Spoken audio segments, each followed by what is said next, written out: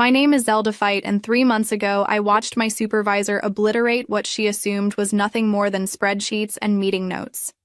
She stood behind my desk, announced to our entire department that my year of effort was worthless trash, then pressed delete while 23 people watched.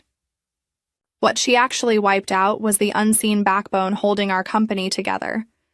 And when my phone buzzed 30 seconds later with a $500,000 job offer, I realized she had just handed me the ultimate tool for the most satisfying destruction I could ever imagine.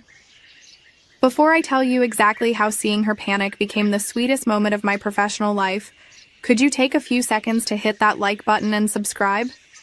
Because what I'm about to share will show you how a single act of cruelty can boomerang in ways that seem impossible, until it happens right before your eyes. And trust me, you need to hear every detail of how this played out. Let me take you back to where it all began, because revenge stories always start long before the actual revenge arrives. 18 months ago, I joined Peton Analytics as a client relationship coordinator. The job description made it sound dull. Maintain communication records, schedule follow-ups, track client satisfaction metrics. What they didn't say was that our company was losing accounts faster than anyone wanted to admit, and the person before me had lasted exactly 4 months before quitting without notice. My supervisor, Quinla Brexworth, made it clear from day one that she saw my role as pointless overhead. She was one of those people who thought business relationships were purely transactional. Send invoices, deliver services, collect payments, repeat. The idea that clients might actually want real human connection was foreign to her rigid, systematic approach. But I noticed something different in those first few weeks. When I reviewed our client files, I found page after page of dull communication logs that read like robot scripts. No personality, no warmth, no sign that anyone at our company had ever cared to learn anything personal about the people sending us thousands of dollars every month. So I started doing something that felt radical in that environment. I began treating our clients like actual human beings. When Vernon Hutchcraft, who ran a mid-sized manufacturing company, mentioned during a routine check-in call that his golden retriever had been diagnosed with hip issues, I made a note. 2 weeks later, I checked in to see how the treatment was going. He was shocked that someone remembered. He spent 20 minutes telling me about his weekend trip to find a specialist vet. When Constance Farweather celebrated her textile company's 15th anniversary, I sent a personalized message recognizing the milestone and asking about her plans for growth. She ended up scheduling an extra consultation session that brought in $12,000 of unexpected revenue. These weren't extravagant gestures or costly gifts. I simply listened when people shared pieces of their lives, remembered what mattered to them, and followed up in ways that showed I genuinely cared about their success beyond what they paid us. Quinn never grasped what I was doing. She would pass by my workstation and see me typing what looked like casual conversation notes, and I could feel her disapproval radiating across the office. During our monthly reviews, she would flip through my activity reports with visible irritation. "Why are you spending 45 minutes on calls that should take 15?" she would ask, tapping her pen against her clipboard. "Efficiency metrics show you're processing fewer interactions per hour than optimal." I tried explaining that longer conversations were building stronger relationships, that clients specifically requested to work with me on new projects, that our retention rate had improved by 37% since I started personalizing our approach. But Quinla only cared about numbers that fit her spreadsheet formulas. What she didn't realize was that I was creating something far more valuable than efficient call logs. I was becoming the bridge between our company and the people who kept us alive. Roderick Yates, who owned a chain of specialty bookstores, started calling me directly when he needed anything instead of going through our main line. He told me he appreciated talking to someone who remembered he was passionate about vintage mystery novels and that his daughter was studying literature at university. Tempest Living Well, whose catering business accounted for our third largest monthly revenue, began recommending our services to other companies specifically because she enjoyed our conversations about her weekend farmers market visits and her grandmother's recipe collection. Month after month, I watched our client satisfaction scores rise while Quinla stayed fixated on efficiency metrics that completely missed the point. She measured how quickly we could handle Interactions while I was building the loyalty that determined whether those interactions would even continue. The breaking point came during our annual strategic planning meeting. Our CEO, Gideon Ashworth, was reviewing department performance when he noted that client retention had reached an all-time high. He specifically praised our relationship management approach and suggested expanding the personal touch strategy to other departments. I watched Quinla's expression shift as the credit for improved retention landed on what she considered my inefficient methods. After the meeting ended, she cornered me near the supply room. "I don't know what kind of performance theater you're running," she said, her voice tight with controlled anger, "but this company succeeds on professional excellence, not social hour conversations with clients." She assigned me to complete a comprehensive audit of all client interactions over the past year, demanding detailed documentation of every communication, every follow-up note, every relationship-building effort I had made. It was clearly meant as punishment. Hundreds of hours of bureaucratic busy work designed to pull me away from the real relationship building that was driving our success. But I approached the audit project with the same meticulous attention to personal detail that I applied to client work.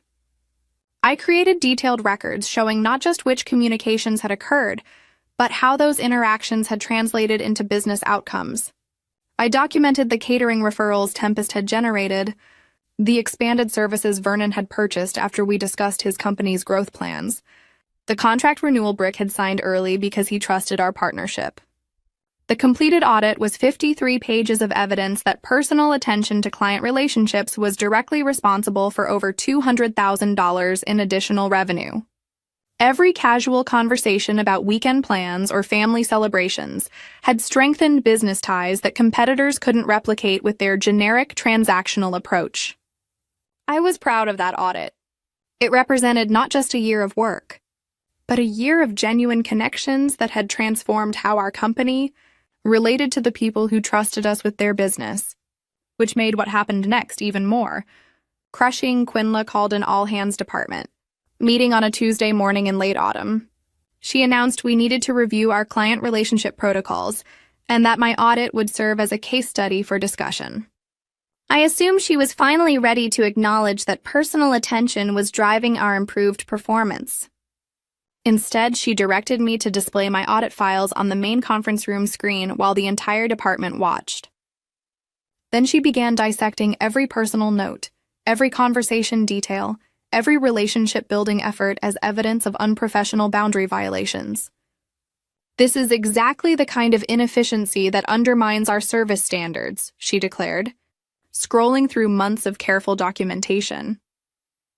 Personal chit-chat about pets and hobbies has no place in business communications. These files represent a complete failure to maintain appropriate professional distance. I felt heat creeping up my neck as 23. Co-workers watched her tear apart work that had generated significant revenue for our company. She was presenting my greatest professional accomplishment as a cautionary tale of what not to do.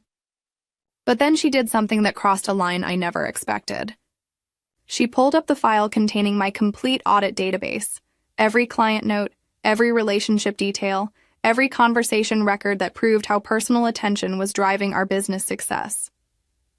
Her finger moved toward the delete option while she continued lecturing about professional standards. "This entire approach is garbage," she announced, her hand hovering over the deletion command. "Beginning today, we return to efficient, professional client communication protocols." And then she clicked delete. I watched a year of relationship building vanish from the screen. 53 pages of documented connections that had generated hundreds of thousands of dollars in revenue, gone in a single vindictive moment. The conference room fell into absolute silence as everyone absorbed what had just happened. Quinla turned away from the screen with a satisfied expression, clearly expecting me to accept this humiliation and start rebuilding my work according to her preferred methods. But she had made one critical miscalculation. While she was erasing my documentation, she hadn't wiped out the actual relationships I had built. The clients who trusted me, who called me directly, who had shared personal details about their lives and businesses, those connections lived in their hearts and memories, not in our computer files. And apparently, Some of those connections had been noticing our company dynamics more closely than anyone expected. My phone began buzzing before Kina had finished explaining her new efficiency protocols. The caller ID showed Marlowe Partners, a consulting firm that had recently formed when 3 former colleagues left to start their own company. I stepped out of the conference room to take the call, my hands still trembling from watching my work vanish in front of everyone. "Zelda," said the voice on the other end. "We've been watching what's happening at Peton, and we want to talk." The conversation that followed would change everything. Marlowe Partners had been tracking our client retention gains, and they knew exactly who was responsible for the relationships keeping major accounts satisfied. They had been planning to approach me for months, but seeing Quina destroy my audit files convinced them the timing was perfect. "We're prepared to offer you $500,000 a year to join our team," they said, "plus equity participation and full autonomy over client relationship strategies. We believe personal attention is the future of consulting, and we want you to build that future with us.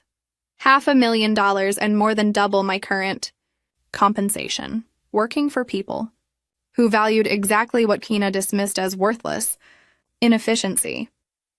But the most beautiful part of their offer wasn't the money. We know you can't bring proprietary information from Peton," they continued. "But we also know that client relationships are built on trust and personal connection, not on database files. If you choose to join us and if clients choose to work with someone they trust, rather than staying with someone who treats them like transaction numbers, that is simply the natural consequence of different business philosophies." I understood immediately what they were implying. They weren't asking me to steal clients or break any legal agreements. They were simply pointing out that if I left Peton and clients decided they preferred working with someone who remembered their dog's health issues and their daughter's college plans, that was their choice to make.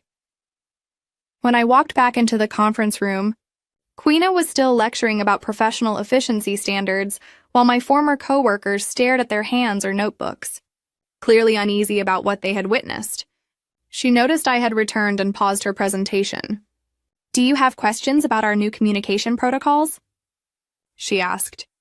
I looked around the room at people I had worked with for 18 months, then at the blank screen where my audit had been displayed before being deleted, then back at Quina's expectant face. "Actually," I said, "I have something to announce." What happened next would become the most satisfying moment of my professional life. But I want to save that for the next part of this story, because the revenge that followed was so perfectly orchestrated by Quina herself that you need to hear exactly how her own actions set off the dominoes that brought down everything she thought she was protecting. The beauty of what unfolded wasn't that I hatched an elaborate scheme to hurt her or the company. The beauty was that by deleting my relationship-building work, she had just removed the only thing keeping our biggest clients from walking away. She thought she was erasing inefficient documentation. What she had actually erased was the foundation of customer loyalty that took a year to build and could vanish in a matter of weeks. And when my phone rang with that $500,000 offer, I realized she had just handed me the key to the most elegant revenge possible, simply letting natural consequences play out while she watched everything she believed she controlled slip away forever. "I'm resigning from Peton Analytics effective immediately," I said, my voice steady, despite the adrenaline coursing through my system. "I'll be joining Marlowe Partners as their Director of Client Relations." The conference room fell completely silent. You could hear the air conditioning humming in the background and someone's pen clicking nervously against their notepad. Quinla's expression shifted from smug satisfaction to confusion, then to something that almost looked like panic. "You can't just quit in the middle of a department meeting," she stammered, clearly blindsided by this unexpected turn. "There are protocols, notice requirements, transition procedures."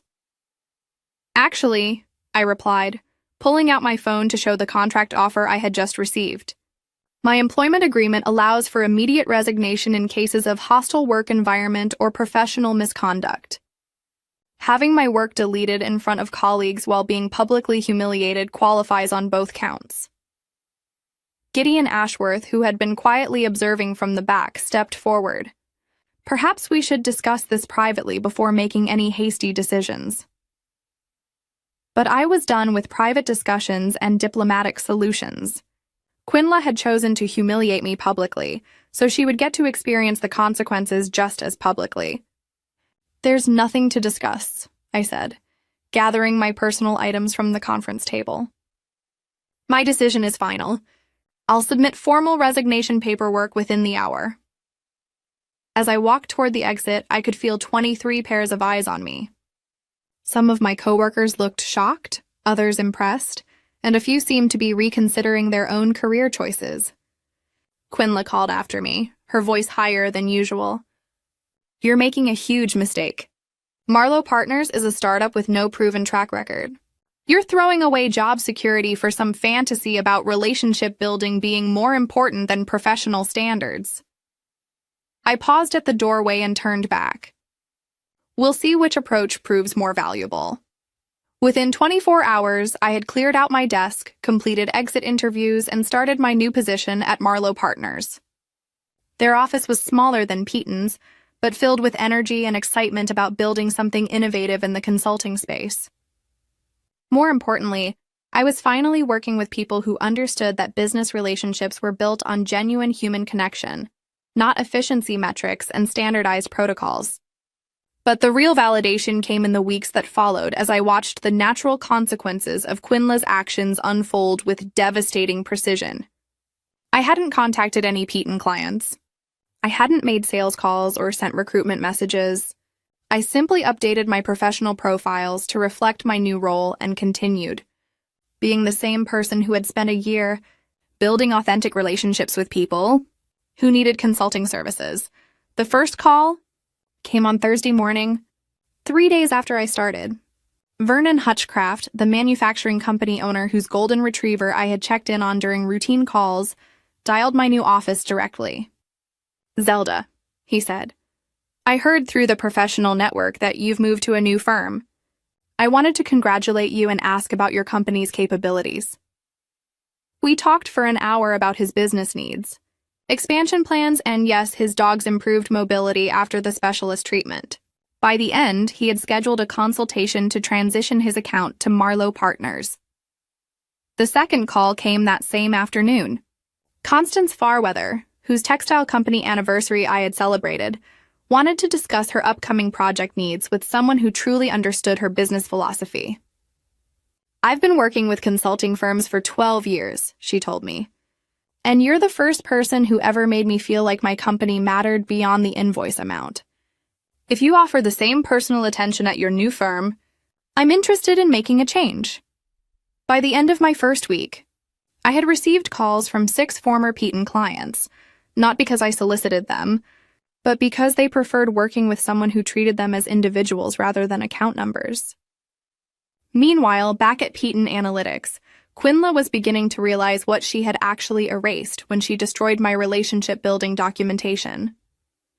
I heard about her growing panic through mutual contacts in the professional community.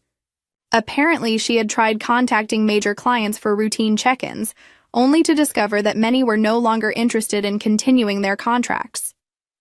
When she called Vernon Hutchcraft to schedule his quarterly review, he politely informed her that he was exploring other consulting options and would not be renewing his agreement. When she reached out to Constance Farweather about upcoming projects, Constance explained that she had found a consulting partner who truly understood her business values. One by one, the clients I had spent a year cultivating were choosing to work with someone who remembered their personal details, business challenges, and individual communication preferences. Quinla had believed that client loyalty was tied to Peaton's brand reputation and service quality. She was discovering that client loyalty was actually tied to the personal connections that made people feel valued and understood. The third week after my departure, I received a call that made everything clear about how devastating Quinla's decision had become. Rick Yates, the bookstore owner who had started calling me directly instead of going through Peaton's main number, wanted to share information he thought I should know. "Quinla called me yesterday," he said, asking if there were any service issues that might explain why I was considering other consulting options. When I told her I was following you to Marlowe Partners because I valued our personal connection, she actually argued with me about it. He laughed, but not in a way that suggested amusement. She told me professional relationships should be based on service quality, not personal chit-chat about books and family. She said I was making an emotional decision instead of a business decision. Can you believe that? That phone call revealed everything about why Quinla's approach was failing so spectacularly. Even when confronted with evidence that personal relationships were driving client decisions, she couldn't adjust her philosophy. She was still trying to convince people that efficiency metrics mattered more than feeling valued and understood. By the end of my first month at Marlowe Partners, 14 former Peton clients had either switched to our firm or started conversations about potential transitions. These weren't small accounts. They represented over 60% of Peton's annual revenue. I wasn't actively recruiting them. I was simply being available when they called, remembering details about their lives and businesses, and providing the same personal attention that had built our relationships in the first place. Marlowe Partners was thriving beyond their most optimistic projections, while Peton Analytics was experiencing the worst client retention crisis in company history. The most satisfying part wasn't the money or professional success, though both were incredible. The most satisfying part was knowing that Quinla had created this entire situation herself, through her stubborn refusal to value what clients actually wanted. She could have supported my relationship-building approach. She could have learned from improved retention rates and client satisfaction scores. She could have recognized that personal attention was generating measurable business results. Instead, she chose to publicly humiliate me and delete work that represented hundreds of thousands of dollars in client loyalty, apparently believing her efficiency-focused philosophy was more important than actual evidence of what worked. 2 months after my departure, I heard through professional networks that Gideon Ashworth had called an emergency board meeting to address the client retention crisis. Peton Analytics was facing potential layoffs, reduced operations, and even the possibility of selling to a larger firm to survive the revenue loss. Quinla, who had been so confident in her professional standards and efficiency metrics, was now scrambling to explain how the company had lost most of its major accounts within 8 weeks. According to sources still working there, she initially tried to blame my departure for the client defections, claiming I had somehow poisoned client relationships or violated ethical standards to steal accounts. But the timeline didn't support her accusations. Clients weren't leaving immediately after I resigned. They left after attempting to maintain relationships under Quinla's new efficiency-focused approach and realizing they preferred working with people who treated them as individuals. The board investigation revealed exactly what I could have told them months earlier. Clients choose consulting partners based on trust, quality of communication, and feeling valued, not on how quickly their calls are processed or how efficiently their concerns are categorized. Quinla had spent a year dismissing relationship building as inefficient social hour conversation, and now she was facing the consequences of that philosophy, in the form of client defections threatening the company's very survival. 3 months after my departure, I received the call that made this revenge story complete. Gideon Ashworth contacted me personally to discuss what he called a potential partnership opportunity. He wanted to know if Marlowe Partners would be interested in acquiring Peton Analytics' remaining client accounts and possibly hiring some of their staff during what he described as a strategic restructuring process. The key is a company that had considered my relationship-building approach inefficient. Garbage was now hoping to sell their remaining assets to the firm built on exactly the principles Quinla had rejected. During our conversation, Gideon mentioned that they were also reevaluating leadership approaches in their client relations department. Reading between the lines, it was clear that Quinla's position was no longer secure. "I have to ask," he said toward the end of our call. "What would it take to bring you back to Peton as Director of Client Relations? We're prepared to offer significant compensation increases and complete autonomy over relationship management strategies." The irony was incredible. 3 months after watching my work get deleted in front of my colleagues, I was being recruited back to implement the same approach at a much higher salary. with full authority over the department that had rejected my methods. But I had no interest in returning to people who only learned to value my approach after losing millions in revenue. I appreciate the offer, I told him, but I'm very happy with my current position. Marlowe Partners understood the value of personal client relationships from day one, rather than having to learn it through crisis. 6 months after leaving Peton Analytics, I was promoted to senior partner at Marlowe Partners with equity participation and responsibility for expanding our client relationship philosophy across multiple service lines. The clients who had followed me from Peton became the foundation for our most successful year in company history. Meanwhile, Peton Analytics underwent the strategic restructuring Gideon had euphemistically described. They laid off 30% of their staff, sold their largest office space, and ultimately merged with a competitor who valued efficiency metrics over personal relationships. Quinla was not retained during the merger. I learned about her departure through LinkedIn updates and professional network conversations. According to former colleagues, she spent her final months at Peton trying to rebuild client relationships using the same impersonal approach that had caused the crisis in the first place. She apparently never understood that the problem wasn't her communication skills or technical knowledge. The problem was her fundamental belief that business relationships should be purely transactional. The last update I heard about her situation came from a mutual professional contact, who mentioned that she was struggling to find comparable positions because her most recent role ended during a major client retention crisis. Potential employers were understandably hesitant to hire someone whose management approach had contributed to such massive revenue loss, especially in client-facing roles where relationship building was essential. I felt no pleasure in hearing about her career difficulties. My satisfaction came from knowing that the principles she had mocked and rejected were now recognized across the industry as essential for sustainable business success. Every consulting firm was investing in personal client relationship strategies.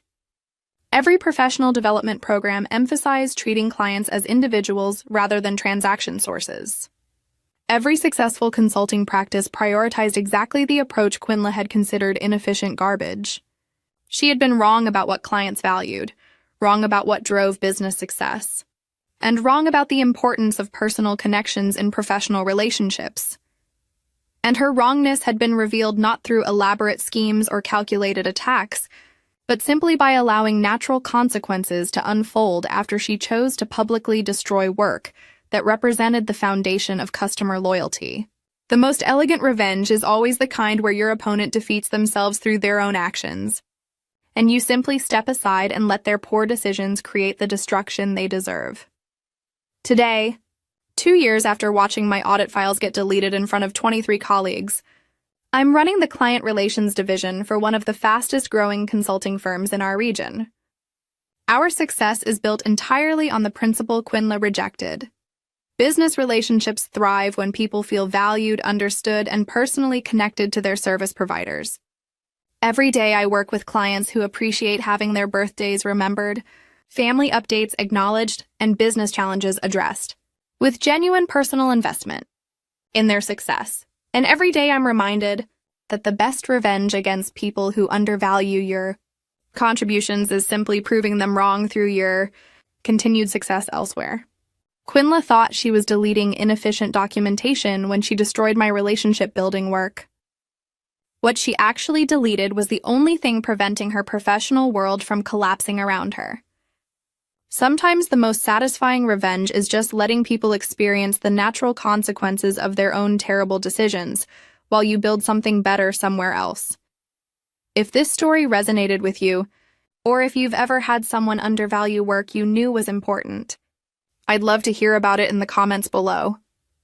Sometimes the best therapy for professional betrayal is sharing stories with people who understand what it feels like to have your contributions dismissed by those who should know better. And if you enjoyed hearing how deleting my files became the beginning of Quinla's professional downfall, please like this video and subscribe for more stories about workplace revenge that writes itself when you simply let incompetent managers face the consequences of their own poor judgment.